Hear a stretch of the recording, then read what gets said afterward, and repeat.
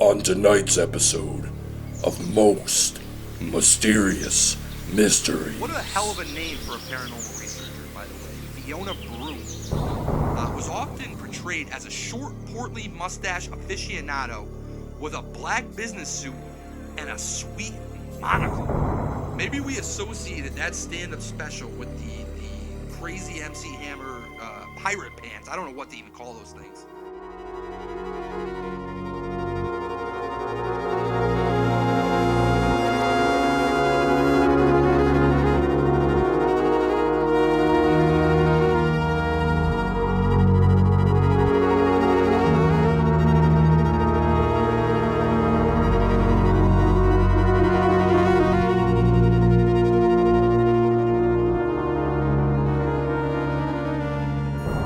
Mandela! Welcome back to another episode of Most Mysterious Mysteries, where today we dive into one of the weirdest things that's going on in the world today. That's the Mandela effect. Rest in peace, Nelson Mandela. Here we go. The Mandela effect. So, we'll start off with a man that his last name ties with the whole theory that we're talking with today. A President Nelson Mandela, rest in peace. A legend of peace, politics, and philanthropy. Nelson Mandela was at the forefront of revolution. Yet before all this happened, he died. Okay. Today we dive into what happens when you fuck with time. A supreme icon who died on December 5th, 2013, yet some say he passed on in the 80s? Now, with adults recalling having discussions at school back in the 80s when they were children about him passing on in prison, really has us wondering, what the hell is going on here? So, even a paranormal researcher, what are the qualifications of becoming a paranormal researcher? Anybody have that for me? Like, does anybody know? Because I want to know, because that sounds like a cool ass job. Anyways, even a paranormal researcher, Fiona Broom. What a hell of a name for a paranormal researcher, by the way. Fiona Broom. I'm going to change my name to Mike Dustpan. Hopefully that pans out for me in my paranormal researcher job that I'm going to be inquiring about. Had shown actual film of the fallen legend's funeral. She claimed that she had the footage of the funeral of Nelson Mandela. Where is this actual footage? Where can it be found? Because, bro, I looked on YouTube for 7 minutes, and we all know if you can't find it in that time frame, it does not exist. Seriously, who has the footage? Send me the link. Send me the footage. Spell the word footage. Why is it spelled like that? I don't know. American languages. Yet scientists claim that when you store memories, you also store details like smell, mood, and even sounds. It makes sense because every time I hear a certain someone's voice, I want to stab myself in the eardrums, like repeatedly, numerous amounts of times, which means repeatedly. I don't know why I have to state that twice. With mass populations having the same memory, with such a powerful feeling of what happened, it's hard to overlook it. Insert usually biased opinion right here, and you better believe this biased opinion because you shouldn't have an open mind about anything else. This is YouTube, okay? You have a man who supposedly passed on, then reappears only to win an election as the first non-apartheid president of South Africa. That's huge. He went from passing away in the 80s to, I believe it was 93, he became president of South Africa. You have a man who supposedly passed on, he appears, he wins the presidency. Paul McCartney, Backwards Lucy in the Sky with Diamonds, Walrus Bus Ride. Decipher that, Da Vinci Code. Okay. This is just the tip of the iceberg lettuce, and I fucking ordered romaine. Hashtag salad puns. Okay. We will never know what happened to Nelson Mandela.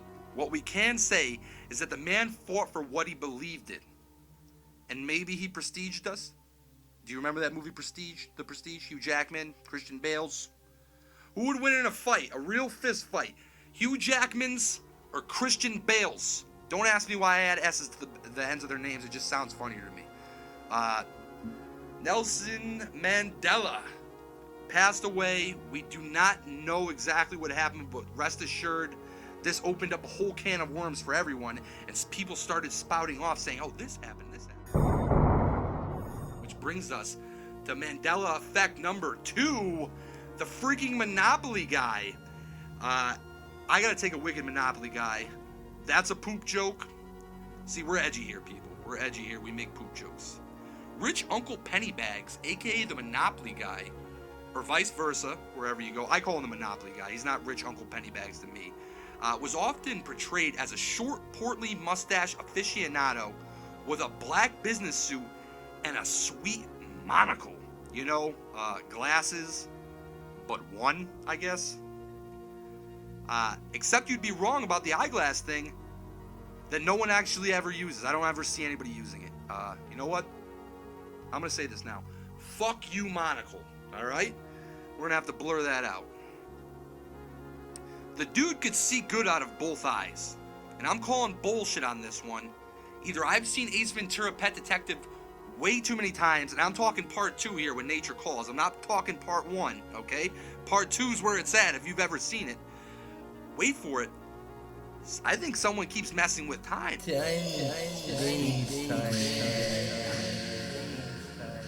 And if you've abused those red properties like I have, I'm looking at you, Illinois Avenue.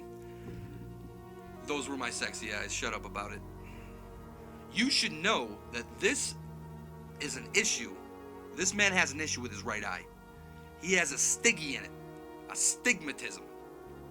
I used to think the word astigmatism was one word instead of astigmatism. Wait, it is astigmatism. But what's stigmatism?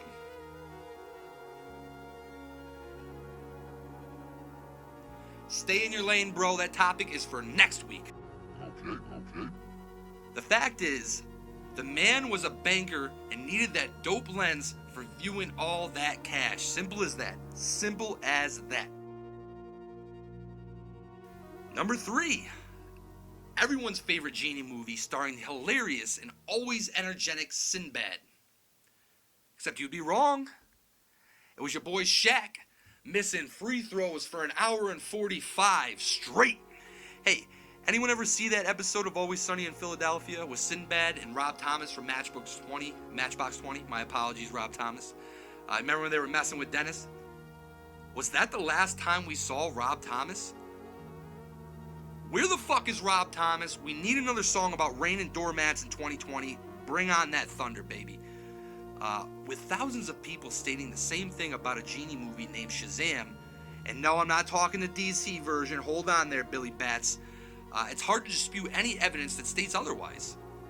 See, I remember Sinbad doing stand-up, and he had those MC Hammer pants. So a thought dawned on me.